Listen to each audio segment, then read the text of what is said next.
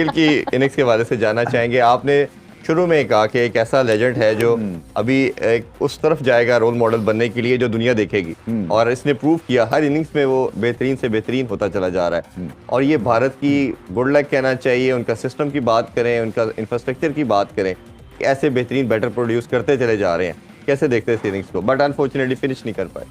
देखिए, इसलिए कि बाकियों ने हेल्प भी नहीं की, बट अपनी तरफ से पूरी कोशिश की। मैं समझ रहा था कि 20-25 रन बैट्समैन होता है जिसमें एक नेचुरल टैलेंट एबिलिटी होती है, वो ऐसे लगता है जैसे उसके पास एक्स्ट्रा टाइम है। आप रोहित शर्मा को देख लें, इवन विराट कोहली को देख लें, आप बाबर आजम को देख लें, ये ऐसे प्लेयर्स हैं जो कि आपको पता चलता है कि ये बाकी जो है वो रश्ड होते हैं, ये नहीं होते हैं। ऐसे ही तो ये जो शुभमन गिल है ना, तो पहले तो ये इसमें वो लेजी एलिगेंस आप कह लें, या ये क्लासिकल बैटिंग करते हैं, और क्लासिकल बैटिंग में ये छक्का भी लगाते हैं, ऐसे ही बिल्कुल पक्की शॉट खेलते हैं, चौका भी मारते हैं, सिंगल्स भी, और टेम्परमेंटली स्ट्रांग है। सो जब इनको ओरिजिनल क्लासिकल इनिंग्स खेलनी है अलॉन्ग द ग्राउंड, ये आपको वो करके देंगे, और मुश्किल पिच पे रन्स करने वाले हैं। आप देख रहे हैं रोहित शर्मा स्ट्रगल करते हैं मुश्किल पिच पे, कभी बोल्ड हो जाते हैं, कभी फोकस नहीं होता। ये उनकी परफेक्ट रिप्लेसमेंट है, और मुझे ऐसा लगता है ये सब रिकॉर्ड तोड़ देंगे। अभी बाबर आजम के बिल्कुल करीब आ गए हैं as the world's best in ODI cricket में। टेस्ट करियर के तीसरे शानदार शतक से शुभमन ने जीता दिल, वाइजैक टेस्ट में लूट ली महफिल। इंडिया ने पूरी तरह से इंग्लैंड को काबू के अंदर कर लिया। पिछले टेस्ट मैच में जो गलतियां हुई थी इस दफा नहीं हो रही। दोनों इनिंग्स के अंदर 2-2 100 आए हैं। जी हाँ, शुभमन गिल की शानदार किस्म की बल्लेबाजी। 4 आउट हो चुके हुए थे, बाकी एक चांस मिला गिल को, लेकिन उसने सही यूटिलाइज किया, बड़े 100 के अंदर तब्दील किया। शुभमन गिल की ये बेहतर से बेहतरीन इनिंग हो सकती, क्योंकि इंडिया को आज शुभमन गिल की जरूरत थी। इंडिया को आज एक ऐसे बल्लेबाज की जरूरत थी जो आके इंग्लैंड का घंटा बजाए, अकेला खड़ा हो गया। क्योंकि पिछली इनिंग्स में ये जसप्रीत जायसवाल ने घंटा बजाया, फिर बॉलिंग में जो है वो जसप्रीत बुमराह ने बजाई इनकी। वाइजैक टेस्ट में शुभमन गिल का शानदार शतक देखने को मिला, और उस वक्त जब खुद शुभमन गिल पर टीम इंडिया के प्लेइंग 11 में खेलने पर सवाल उठ रहे थे, आखिरकार शुभमन गिल ने फिर से सभी को जवाब दे दिया है कि अब भी शुभमन गिल के बल्ले में जोर बाकी है, और उन पर भरोसा जो कप्तान रोहित शर्मा और सिलेक्शन कमेटी ने दिखाया था वो बिल्कुल भी गलत नहीं। इंडिया को आज शुभमन गिल की जरूरत थी। इंडिया को आज एक ऐसे बल्लेबाज की जरूरत थी जो आके इंग्लैंड का घंटा बजाए, अकेला खड़ा हो गया। क्योंकि पिछली इनिंग्स में ये जसप्रीत जायसवाल ने घंटा बजाया, फिर बॉलिंग में जो है वो जसप्रीत बुमराह ने बजाई इनकी, और अब बैटिंग में दूसरी इनिंग्स में जहां कोई नहीं चला वहां चला, सबका चला, तो भाई शुभमन गिल चला। उस बंदे ने फिर गुस्सा निकाला ना, उस बंदे ने बजाई है इंग्लैंड की घंटा बजाया इंग्लैंड का। शायद इस सेंचुरी के बाद नंबर 1 ना हो गया। तो इनके में पोटेंशियल बहुत है, और मैं फ्रस्ट्रेट भी होता क्योंकि ये है अमृतसर से जी, और लाहौर से अमृतसर है कितना 40 मील, 40 मील जी। और 40 मील में बैटिंग का इतना फर्क पड़ जाता है। और मैं समझता हूँ कि हम क्या चीज गलत कर रहे हैं कि हम ऐसे यंग टैलेंट और जीनियस प्रोड्यूस नहीं कर रहे बल्ले के साथ। और जैसे सूर्य कुमार यादव T20 में नंबर 1 रैंक पे हैं, ये ओडीआई में नंबर 2 पे और हैं। दूसरी चीज, before I forget, I think आपने देखा कि बाकी टीम्स क्या खेल रहे हैं, ऑस्ट्रेलिया, साउथ अफ्रीका, उस तरह मैंने लगा था जी।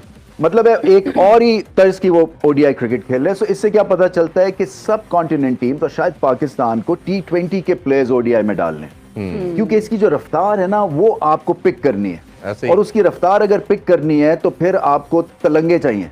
I mean, he's physically very fit. एक तो यंग है, एक फिजिकली बड़ा फिट है, मेंटली भी बड़ा स्ट्रांग है, and coming back to his cricket, he's got a proper technique. He's a good test player, good T20 player, and of course we've seen उसकी recent form in ODI cricket in Asia Cup and here. So yeah, he's a complete player and a treat to watch. Yeah. He controls the game.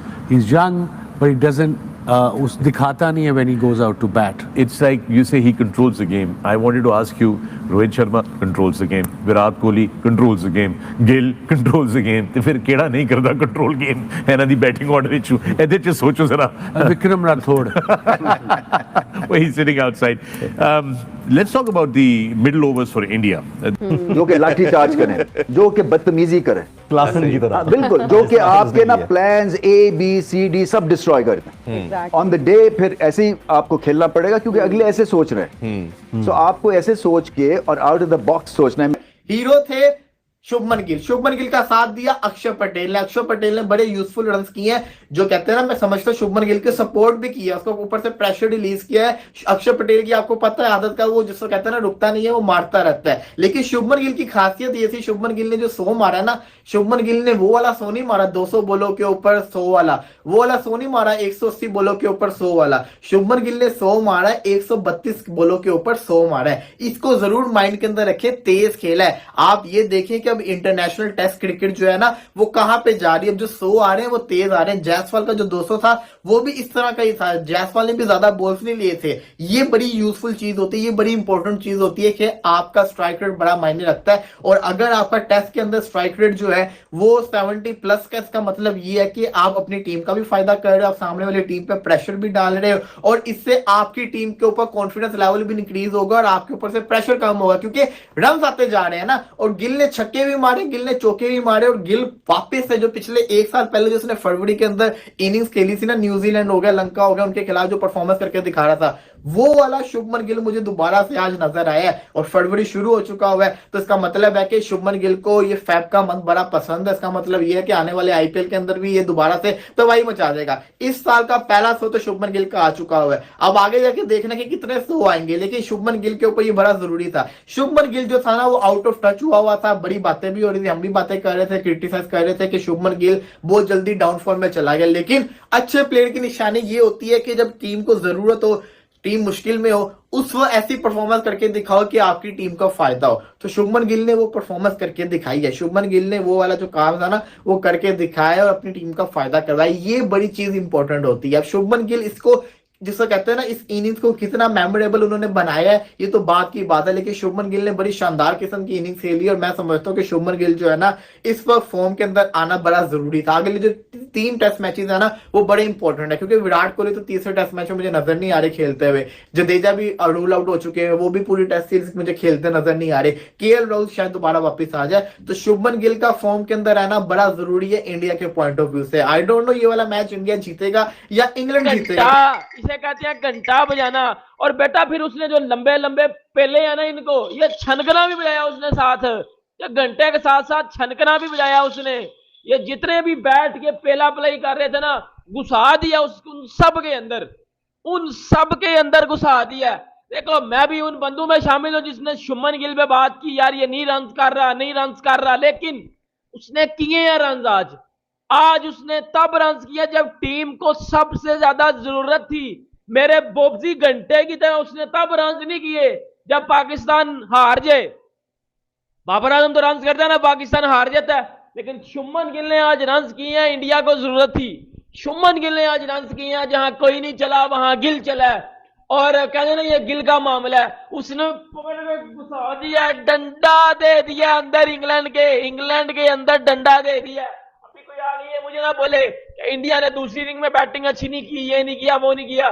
देखो पहली inning में भी तो difference यही था, ये जसप्रीत जायसवाल ने खेला था, बाकी किसी ने नहीं था खेला। तो दूसरी इनिंग में भी यही है, गिल ने खेला है, बाकी किसी ने नहीं खेला।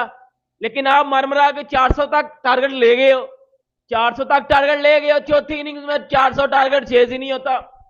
चौथी इनिंग्स में 400 टारगेट तब ही चेज होगा अगर इंग्लैंड तेज खेलेगा। अगर डिफेंसिव अप्रोच पे आएंगे तो ये 400 नहीं बना पाएंगे, और ये 400 वाली पिच है भी नहीं, इधर 400 बनना ही नहीं है। ये 2 बार भी बैटिंग कर ली, ये 400 वाला पिच ही नहीं है। अभी इंडिया को देख लो दूसरी इनिंग्स में, भाई ये है ही नहीं 400 वाली पिच। चौथी इनिंग्स में 400 पुत्र अपनी अम्मी की पिच पे खेल रहे हो, चौथी इनिंग्स में नहीं बनेगा, लिख कर दे रहा हूं, नहीं बनेगा, बनेगा ही नहीं बनेगा। अपने घर की छत में नहीं खेल रहे आप लोग के बनेगा ही नहीं। और शुभमन गिल ने जो बजाया ना आज पकड़ के घंटा, तीसरा उसने 100 ठोका आज अपना टेस्ट कैरियर का। और मुझे लगता है कि ये वाला 100 उसको कॉन्फिडेंस देगा, ये वाला 100 उसको बूस्ट अप करेगा उसके कैरियर में। और मुझे लगता है अब शुभमन गिल को पीछे मुड़ के नहीं देखना, अब आगे आगे आगे आगे, अब आगे आगे आगे आगे। अब जो मैच मिलता है बजा दे पकड़ के, क्योंकि अगला मैच इसको मिलेगा सबके। अय्यर साहब को तो ड्रॉप कर दिया जाएगा। अय्यर जी मैं स्पिन बड़ी अच्छी खेलता हूं, मेरा घंटा स्पिन तो अच्छी खेलता है, रन तूने आज में 29 किए हैं। क्या जरूरत थी रिवर्स खेलने की? पहले वो एलबीडब्ल्यू की तरफ गया बेन स्टोक्स, फिर बेन फोक्स ने क्योंकि कैच पकड़ लिया था तो कैच पे गए, रिव्यू ने दिखाया। क्या जी क्या जरूरत है? यार देखो मेरा ख्याल है जब बंदा लंबी इनिंग्स खेल जाता है ना तो फिर थोड़ा सा उसको मार्जिन देना पड़ता है। और 370 आपने बिल्कुल, रात को ही आप कह रहे थे कि जितने रन है इतने और कर दें, यानी 370 ऑड रन आप मांग रहे थे, वो तो पूरे हो गए। मेरा जाती ख्याल है, अभी नमाज पढ़ के आया हूं, जस्ट वजू में बैठा हूं, मेरा जाती ख्याल है this score should be enough for team India. हालांकि बेन स्टोक्स वाज लिटरली जो थोड़े बहुत बाल है वो no, he was completely clueless, वो बॉडी लैंग्वेज बढ़ गई थी सारा कुछ। जब गिल और वो अक्षर 89 रन, इस इनिंग्स की सबसे बड़ी पार्टनरशिप थी 82, 81, 82 जो अक्षर और आयर और उसकी थी गिल की। ठीक है आउट हो गया, लेकिन मैं ज्यादा तौर पे समझता हूँ 97 रन का सेशन, मतलब हम 100 रन का सेशन मांग रहे हैं तो 100 रन का पहला सेशन तो आया, उसमें विकेटें ज्यादा गिर गई थी। आखिरी रिकग्नाइज बैट्समैन था गिल। अक्षर वाज प्लेइंग सुपर्बली वेल, लेकिन रिकग्नाइज बैट्समैन तो गिल ही था ना।